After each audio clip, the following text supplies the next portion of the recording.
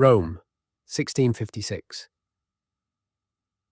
A figure moves through the Via del Corso at dusk.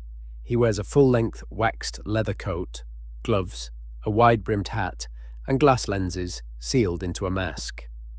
From the center of the mask extends a beak, 15 centimeters long, curved like a bird's, packed tight with dried roses, camphor, and powdered viper flesh.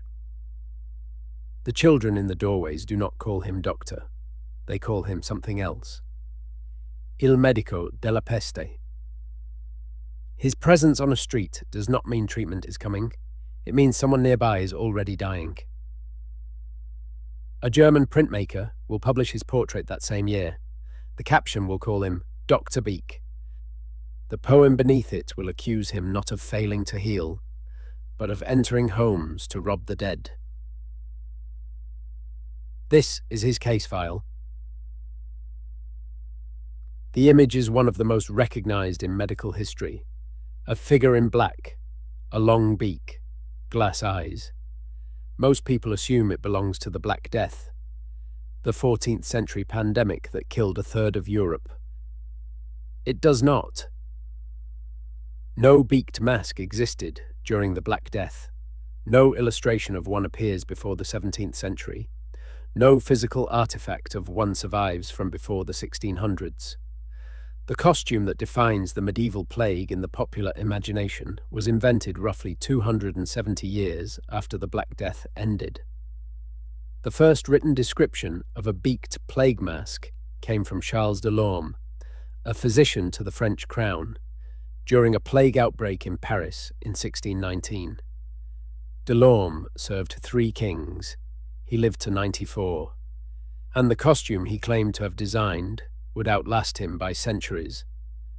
Though the evidence behind that claim rests on a single biography, written 4 years after his death by a cleric named Michel de Saint-Martin. The same biographer also credits de Lorme with curing 10,000 soldiers of dysentery by making them crouch naked over burning shoes. Before de Lorme, plague doctors had no uniform. In 1348, when the Black Death reached Venice, the city employed 18 doctors. Within months, 5 were dead. 12 had fled. 1 remained. Cities across Europe began hiring physicians under contract, specifically to treat plague victims. The contracts were detailed. The terms were blunt. On the 6th of May, 1479, the city of Pavia signed a 13-clause agreement with a physician named Giovanni de Ventura. He would receive 30 florins per month. A skilled worker at the time earned roughly 60 florins in an entire year. The city would provide a furnished house, a barber-surgeon assistant, and citizenship rights. In return, de Ventura would treat only plague patients, charge no fees, and remain in quarantine between visits. Clause 8 addressed the obvious. If de Ventura died in the exercise of his duties, his heirs would keep all unearned salary. The contract assumed his death was probable. It just wanted the paperwork settled beforehand. De Ventura had no beak, no waxed coat, no glass lenses. At that point, plague doctors simply held bunches of herbs or vinegar-soaked sponges to their faces and hoped for the best. That changed in 1619. Paris was in the grip of another outbreak. Charles de Lorme, 35 years old and physician to King Louis XIII, designed a full-body protective suit. According to his biographer, Michel de Saint-Martin, writing decades later, de Lorme fashioned a long overcoat of Moroccan goat leather, boots, gloves, a hat, and a mask with a beak half a foot long. The beak was filled with aromatic herbs, dried flowers, and camphor. It had 2 small nostril holes and glass lenses over the eyes. De Lorme believed disease spread through bad air, that the stench of plague was not a symptom, but the cause. The beak was an air filter. The herbs were the filter material. The length of the beak gave the air time to pass through the aromatics before reaching the nostrils. The theory was wrong, but the costume worked well enough that it spread. By 1636, plague doctors in Nijmegen, in the eastern Netherlands, were wearing it. By 1656, when plague killed an estimated 145,000 people in Rome and 300,000 in Naples, the costume was contractually required. Municipal authorities mandated it. Plague doctors had to wear it. It was the closest thing 17th century medicine had to personal protective equipment. That same year, a German engraver named Gerhard Alzenbach published an illustration of a plague doctor in full costume. Another German publisher, Paulus Fürst, copied Alzenbach's image and added a satirical poem in a mixture of Latin and German. He titled it, Dr. Schnabel von Rom, Dr. Beak of Rome. The poem does not praise the doctor. It describes a figure who terrifies the living and profits from the dead. He seeks cadavers to eke out a living, Fürst wrote, just like the raven on the dung heap. The doctor's hell is his purse. The souls he collects are gold. Fürst also added details that did not exist in reality. Claw-like gloves, an hourglass mounted on the cane. These satirical inventions would become embedded in the image. Centuries later, people would assume they were historically accurate. The mask was built on miasma theory, the belief that disease was caused by poisonous vapors rising from rotting matter, swamps, and the bodies of the sick. The word miasma comes from the Greek for pollution. It was the dominant medical framework in Europe for over 2,000 years, from Hippocrates in the 5th century BCE to the late 19th century. The smell was not a symptom, it was the agent. Under this model, protection meant controlling what you breathed. Physicians burned juniper and rosemary in sick rooms. They carried pomanders, perforated metal balls filled with aromatic spices. They recommended vinegar baths, bonfires in the streets, and the firing of cannons to disperse foul air. The plague doctor's beak was the logical conclusion of this thinking.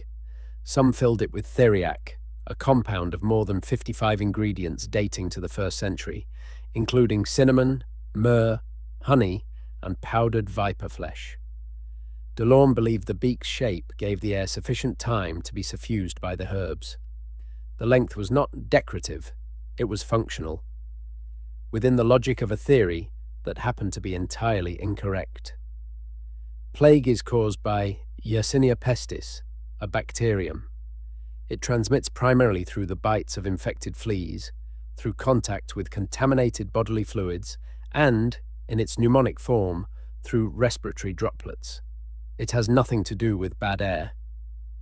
This was not understood until 1894, when Alexandra Yersin isolated the bacterium during the 3rd pandemic in Hong Kong.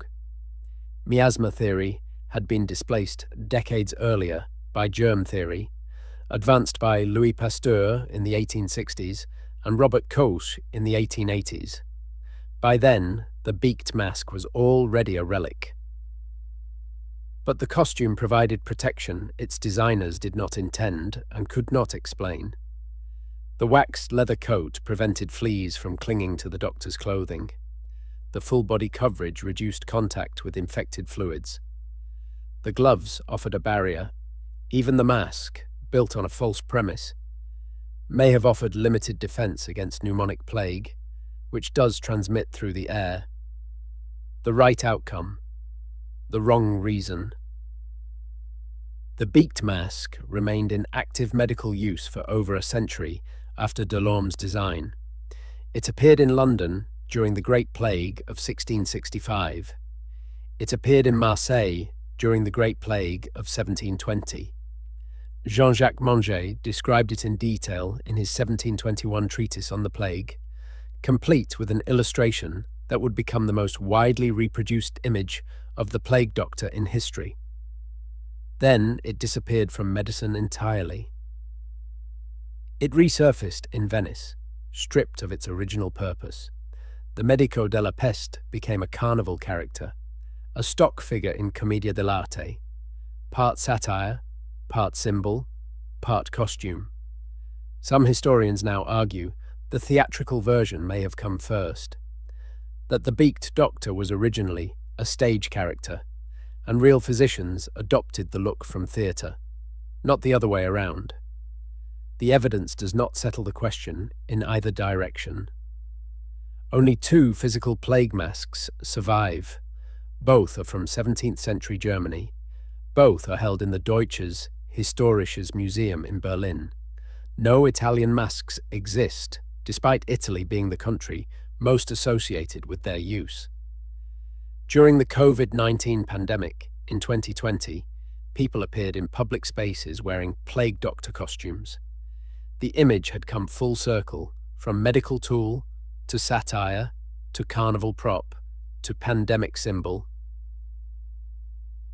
The most recognized medical image of the Middle Ages was not medieval, was not based on science, and may not have been real.